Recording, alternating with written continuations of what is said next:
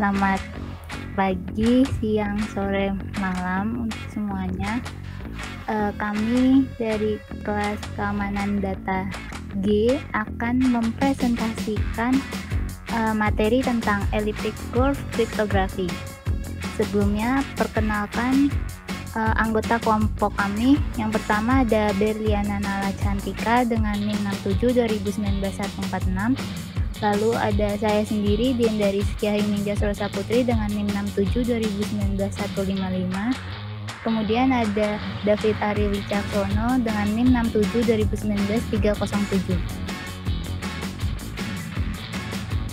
Di sini yang akan kami sampaikan itu ada yang pertama pengertian tentang elliptic curve cryptography, kemudian ada kelemahan dan kekurangannya, lalu ada implementasi dalam program, dan kesimpulannya. Yang pertama, pengertian tentang elliptic curve cryptography. Elliptic curve cryptography atau yang disingkat dengan ECC atau kriptografi kurva eliptik adalah sebuah algoritma kriptografi kunci publik kunci, yaitu algoritma di mana setiap pihak memiliki sepasang kunci privat dan kunci publik. Kunci privat hanya dimiliki oleh pribadi yang berkepentingan, sedangkan untuk kunci publik disebarluaskan ke semua pihak. Lalu, kelebihan dari elliptic curve cryptography yaitu memiliki panjang kunci yang lebih pendek sehingga mampu mempercepat proses enkripsi, dekripsi, dan signature verification. Kelebihan tersebut juga mendukung penghematan storage dan bandwidth. Selain itu, enkripsi dan dekripsi pesan cukup tepat juga.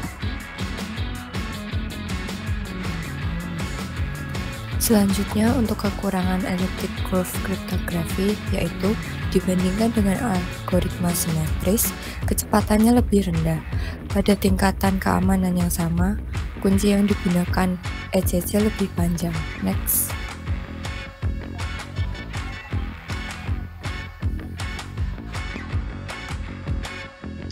Untuk slide berikutnya yaitu implementasi ECC pada sebuah program. Langkah awal kita akan menentukan persamaan yang kita pakai yaitu Y pangkat 2 sama dengan X pangkat 3 tambah X plus 1.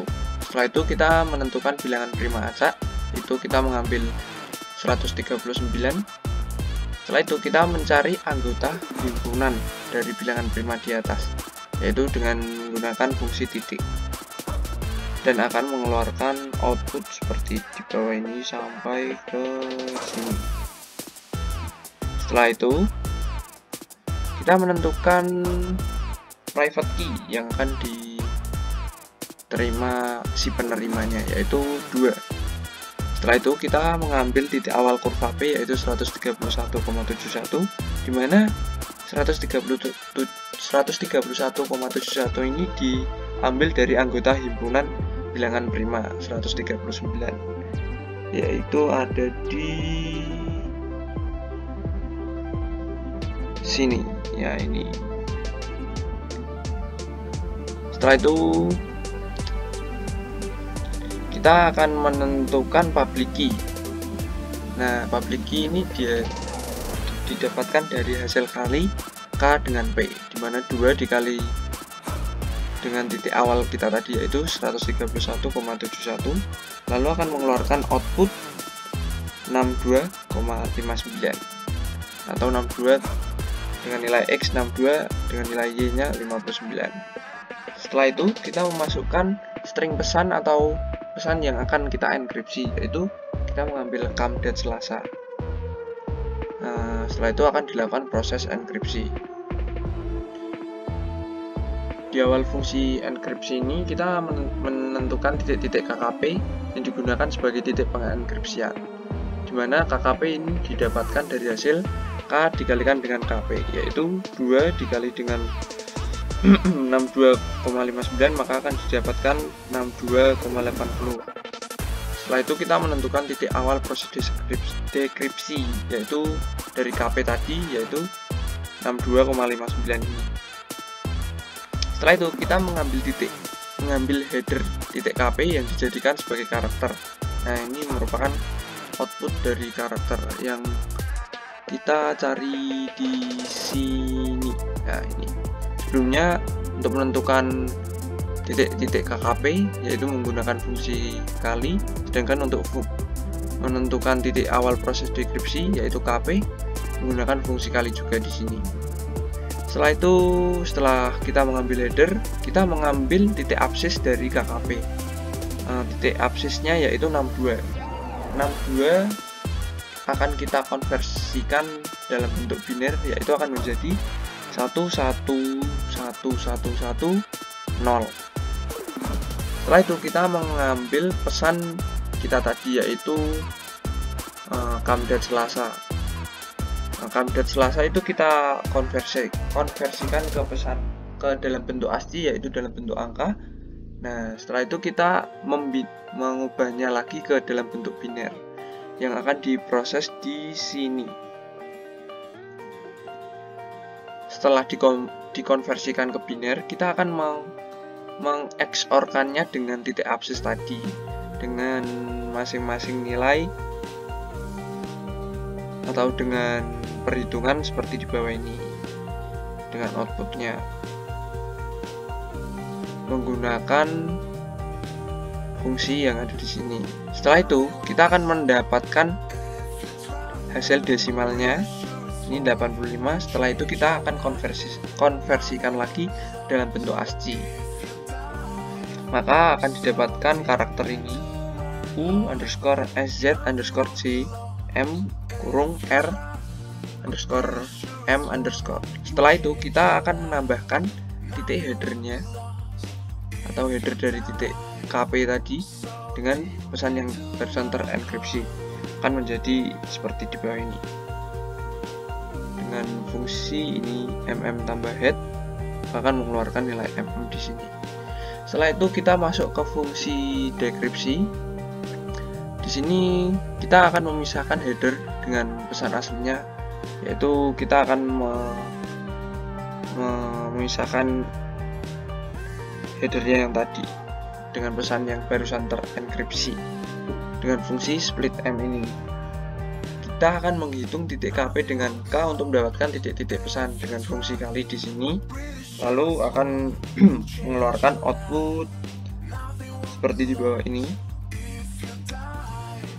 Setelah itu kita akan mengambil titik absis dari KKP yaitu menghasilkan 62, lalu kita ubah ke dalam bentuk biner lagi yaitu 11110. Setelah itu kita akan mengambil pesan yang terenkripsi tadi. Sebelumnya kita akan mengubah dalam bentuk desimal, lalu akan mengubah lagi dalam bentuk biner. Setelah itu kita akan mengeksorkannya lagi dengan nilai dari absis KKP tadi, lalu akan diproses di sini. Setelah itu akan mengeluarkan hasil dekripsi lagi. Nah, ini untuk perhitungan dari dekripsinya, lalu akan mengeluarkan kamdat Selasa lagi. Setelah itu ada fungsi-fungsi seperti fungsi radd ini digunakan sebagai tool agar proses penambahan array integer lebih mudah. Setelah itu ada fungsi inverse untuk mencari nilai inverse dari suatu bilangan. Fungsi kali digunakan untuk implementasi aturan perkalian titik pada kurva eliptik. Lalu ada fungsi jumlah untuk implementasi aturan penjumlahan pada kurva eliptik. Setelah itu ada fungsi titik untuk mencari titik-titik yang sesuai dengan persamaan sesuai variabel A, B, dan bilangan prima yang sudah ditentukan pada di atas tadi. Lalu fungsi isCurve ini digunakan untuk memeriksa apakah pasangan A, B, dan bilangan prima sudah sesuai dengan persamaan kurva eliptik, yaitu Y pangkat 2 sama dengan X pangkat 3 ditambah AX ditambah B. Setelah itu kita ada fungsi isPrime yang digunakan untuk memeriksa apakah angka acak yang akan digunakan termasuk bilangan prima atau bukan. Lalu untuk kesimpulannya, metode atau algoritma ECC yang merupakan salah satu jenis kriptografi kunci publik dapat digunakan untuk enkripsi dan deskripsi sebuah pesan. Metode ini bisa digunakan atau diimplementasikan dalam sebuah aplikasi, karena tingkat kerumitan dalam pengenkripsian pesannya tinggi sehingga mengurangi resiko bocornya data. Lanjut. Sekian presentasi dari kami, terima kasih.